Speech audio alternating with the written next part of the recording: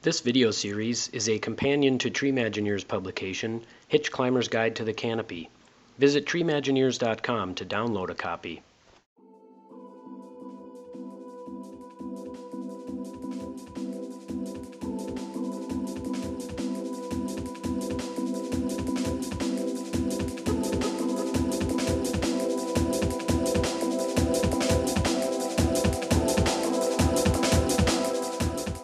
Set up your hitch climber system as shown. Tend slack by pulling beneath the hitch climber pulley, and use a thumb and finger on the friction hitch. A rubber stopper will keep the eyes of the hitch cord in place, and a tight eye will keep the top carabiner oriented correctly. Keeping the carabiner nose upward allows quick clipping and unclipping. You may wish to leave the center hole open.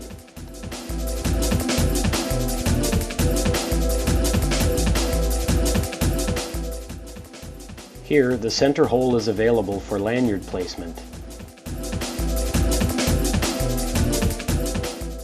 With both climbing line and lanyard consolidated at the bridge, the climber's range of motion is increased.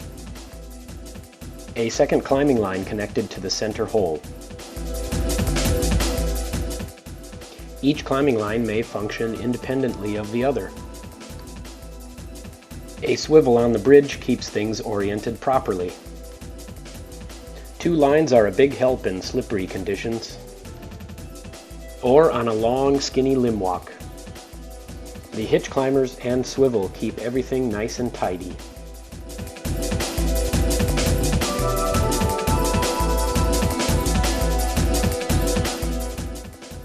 Let's tend some slack.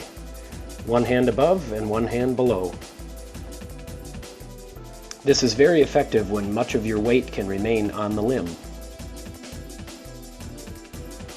For balance, hold on to the tree with one hand and tend slack with the other.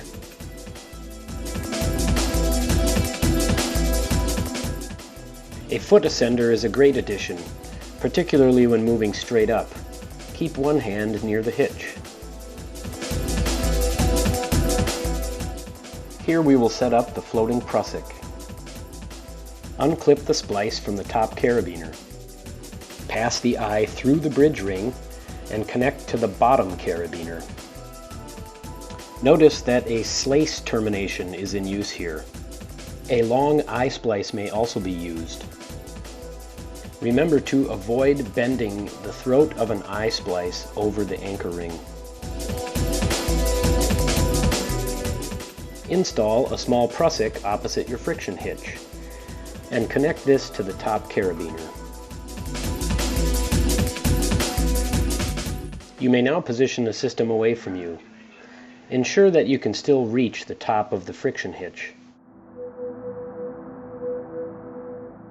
Long pulls can now be made with both arms while ascending or moving inward, and slack is virtually eliminated. Grab the base of the friction hitch and pull the prusik back to work positioning mode. The floating prusik is quick to set up and easy to use. It will extend or collapse with the climber's weight in the line.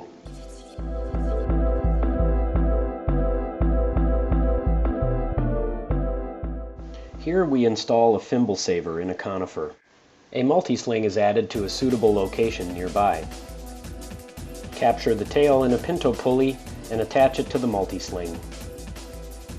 The climber descends to work as necessary.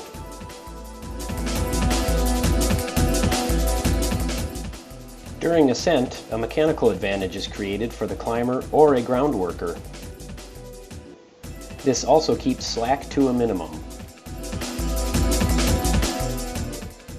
When a pulley saver is used, a revolver carabiner fits nicely in the becket of the pinto pulley. If even less friction is desired, replace the revolver carabiner with an Ultra O and an additional pinto pulley. This is quite compact and does not interfere with the rope running through pulley saver. A multi-sling is placed on a suitable limb. Capture your tail with a pinto pulley and keep the tail close to your harness by clipping it into a revolver carabiner. Descend the limb as you would normally. When returning from the limb walk, your slack is managed automatically and you have a mechanical advantage. Use two hands for balance, and remember to have fun. Thank you for watching. Stay tuned for Hitch Climber's Guide to the Canopy Parts 2 and 3.